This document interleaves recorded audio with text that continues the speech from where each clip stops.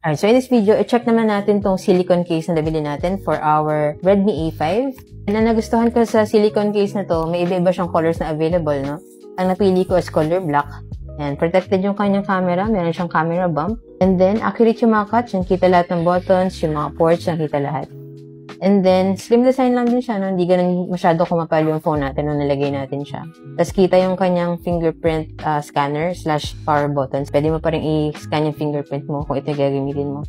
Yan. And then ito, meron din siyang holes for lanyard. Yan. Kung may kayo maglagay ng lanyard sa mga phone nyo for extra security pag nasa labas tayo, yan, pwede nyo na siyang lagyan.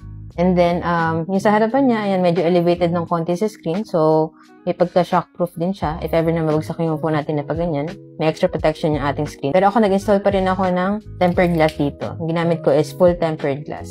And sakto naman yung fit niya. And so, kung gusto mo rin ng ganitong case, check mo na lang dyan sa Yellow Basket. May iba-ibang available models din to and available colors. And so, yun lang. Sana nakatulong tong video. And if you have any other questions, just let me know in the comments and follow for more tech content.